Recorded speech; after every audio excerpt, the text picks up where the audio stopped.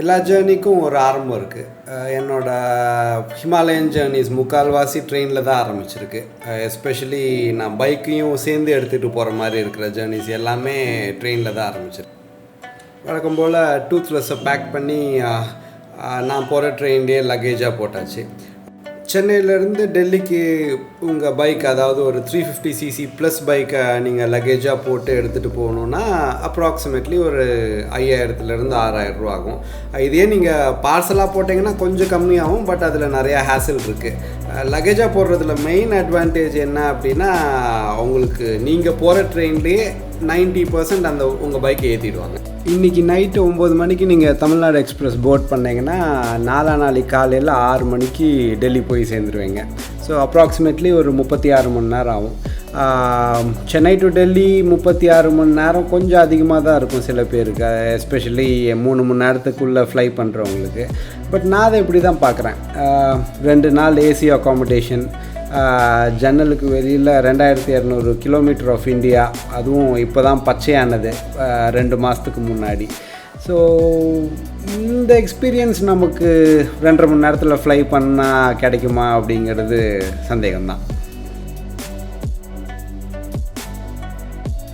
Train என்னமோ கரெக்டாக போய் ரீச் ஆகிடுச்சு டெல்லியில். பட் ஸ்டேஷனை விட்டு வண்டியை பார்சல் ஆஃபீஸ்லேருந்து வெளியில் எடுத்துகிட்டு வரத்துக்கு ஒரு அப்ராக்சிமேட்லி ஒரு 3-3.5 மணி நேரம் ஆகிடும் எப்படியும். ஜென்ரலாக டெல்லி டு ஹரித்வார் போகிறவங்க காசியாபாத், மீரட், முசாஃபர் நகர் வழியாக போகிற ஹைவே 334 தான் எடுப்பாங்க. 4 லேன் ஹைவே அப்ராக்சிமேட்லி ஒரு 3-4 மணி நேரத்தில் போயிடலாம். பட் நான் அது ஜென்ரலாக எடுக்கிறது இல்லை. ஸோ ஒரு காரணம் வந்துட்டு மரமே இருக்காது, வெயில் சுள்ளுன்னு அடிக்கும். இன்னொரு காரணமும் இருக்குது, அது என்னங்கிறத அப்புறம் பார்க்கலாம். ஸோ நான் எந்த வழி எடுப்பேன்னா, கங்கா கெனல் ஹைவே அப்படின்னு ஒன்று இருக்குது. இட்ஸ் ஸ்டேட் ஹைவே தான். அதாவது நீங்கள் காசியாபாத் தாண்டிங்கன்னா சோட்டா ஹரித்வார்னு ஒரு இடம் இருக்குது. அந்த இடத்துல இருந்து நீங்கள் லெஃப்ட் எடுத்தீங்க அப்படின்னா ஒரு கங்கா கெனல் வருது. இந்த ஹைவே கங்கா கெனாலை ஒட்டியே போவோம், கிட்டத்தட்ட ரூர்கே வரைக்கும். ஸ்பீட் வைஸ் பார்த்தீங்கன்னா ஒரு 80-90க்கு மேலே நீங்கள் எப்படியும் போக முடியாது. பட் ரொம்ப சீனிக்காக இருக்கும், வெயில் தெரியாது. ப்ளஸ் மான்சூன் டைமில் நீங்கள் போனீங்கன்னா ஃபுல் லஷ் க்ரீனில் இருக்கும். நானும் டூத்லெஸ்ஸும் ட்ரெயினை போர்ட் பண்ணது வந்து ஆகஸ்ட் 17. ஸோ உங்களில் நிறையா பேருக்கு தெரிஞ்சிருக்கும், அந்த டைமில் உத்தராகண்டும் ஹிமாச்சலும் ரொம்ப ஹெவியாக ஃப்ளட் ஆகிட்டு இருந்தது. இந்த பர்டிகுலர் டைமில் தான் கிளம்புனதுக்கு ஒரு ரீசன் இருக்குது. அது 3வது-4வது எபிசோடில் நீங்கள் Delhi to Rishikesh highway 334 avoid பண்ணுறதுக்கு இன்னொரு காரணம் இருக்குதுன்னு சொன்னேன் இல்லையா? ஸோ அது இதுதான். எதிரில் வராங்க பார்த்தீங்களா, மொத்த ரோட்டை அடைச்சிக்கிட்டு. ஸோ அவங்க தான், அதாவது ஜூலை ஆகஸ்ட்டில் வந்து யூபியிலேருந்து காவடிஸ் அப்படின்னு ஒரு ரிச்சுவல் நடக்கும். என்ன பண்ணுவாங்கன்னா, கேஞ்சஸ்லேருந்து தண்ணி எடுத்துகிட்டு போய் சிவலிங்கத்து மேலே அபிஷேகம் பண்ணுவாங்க. அவங்க என்ன வேணாலும் பண்ணிக்கிட்டோம். ஆனால் ரோட்டில் வந்துட்டு அக்கப்போர் நடக்கும். அதாவது நீங்கள் கன்வா டைமில் யூபி போயிட்டு திருப்பி வந்தீங்கன்னா சென்னை டிராஃபிக் வந்து உங்களுக்கு தெய்வமாக தெரியும். ஸோ அந்த அளவுக்கு பண்ணுவாங்க. முடிஞ்ச வரைக்கும் அவங்கள கம்ப்ளீட்டாக அவாய்ட் பண்ணுறது, இல்லை முடியாத இடத்துல நம்ம ஒதுங்கி போகிறது நமக்கு நல்லது. இதில் முக்கால்வாசி பயப்பிள்ளைங்க வந்து கடவுளையே அவங்க தான் காப்பாற்றுறதா நினச்சிக்கிட்டு நம்பிக்கிட்டு இருக்கிற கோஷ்டிங்க. ஹரித்வார் டு ரிஷிகேஷ்க்கும் ஒரு சூப்பர் ஃபாஸ்ட் ஹைவே இருக்குது. 22 கிலோமீட்டர் தான். அப்ராக்சிமேட்லி ஒரு 40-45 நிமிஷத்தில் போயிடலாம். ஸோ அதுவும் நம்ம எடுக்கலை. ஸோ இன்னொரு ரூட் இருக்குது ஹரித்வார் டு ரிஷிகேஷ். அது ஜென்ரலி யாரும் எடுக்கிறது இல்லை. அதாவது நீங்கள் ஹரித்வார் ரீச் ஆகிறதுக்கு முன்னாடியே ரைட் எடுத்தீங்கன்னா ஒரு பிரிட்ஜ் வரும் கேஞ்சஸை க்ராஸ் பண்ணுறதுக்கு. ஸோ அதை எடுத்தீங்கன்னா அது டைரெக்டாக உங்களை ராஜாஜி நேஷ்னல் பார்க்குள்ளே கூப்பிட்டு போயிடும். ஸோ இந்த ரூட்டும் ரொம்ப சினிக்காக இருக்கும். ப்ரிட்டி நேரோ ரோட்ஸ் தான். பட் நீங்கள் ராஜாஜி நேஷ்னல் பார்க் உள்ளே ட்ரைவ் பண்ணுவீங்க.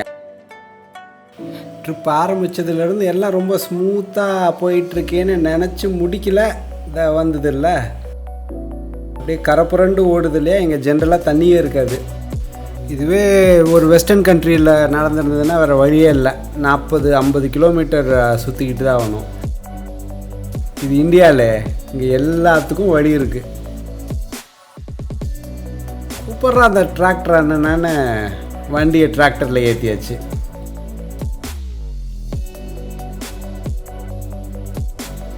சோலோ ரைடில் மிகப்பெரிய சுவாரஸ்யமே அன்பிரடிக்டபிலிட்டி தான். ஒரு நிமிஷம் நீங்கள் அப்படியே ஸ்தம்பிச்சு போய் நிற்பீங்க, அடுத்த நிமிஷம் சொல்யூஷன் தானாக வரும். யோசிச்சு பாருங்களேன், இப்போ இதுவே ஒரு வெஸ்டர்ன் கண்ட்ரியில் இருந்தால் ரெட் ஃப்ளாக் எல்லாம் நட்டு ஹசார்ட்னு போட்டு 2 போலீஸை போட்டு இது முடிஞ்சிருக்காது. 50 கிலோமீட்டர் சுற்ற விட்ருப்பாங்க. 100 ரூபா ஃப்ளட்டிங் ரிவர் க்ராஸ் பண்ணுறதுக்கு, அது ஒரு டிராக்டர்லாங்கிறப்போ ஐ திங்க் இந்தியா தவிர இது வேறு எங்கேயும் பாசிபிள் இல்லைன்னு நான் நினைக்கிறேன்.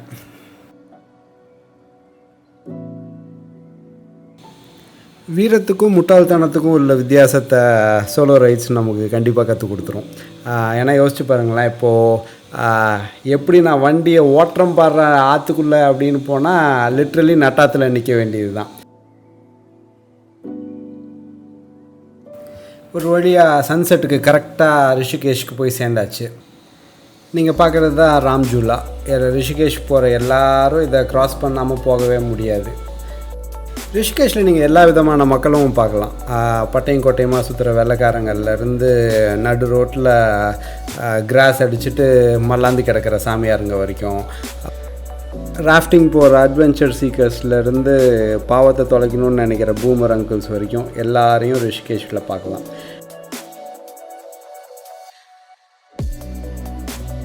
ஒரு வழியாக ரிஷிகேஷ் வந்தாச்சு. ஸோ என்னோடய ஃபேவரட் இடம் ரிஷிகேஷில் லிவ் ஃப்ரீ ஹாஸ்டல். இதுக்கு அடுத்த நாள் லாங் டே, லாங் ரைடு. நான் எதிர்பார்த்ததெல்லாம் ஒன்று தான், ட்ரை ரோட்ஸ். ஆனால்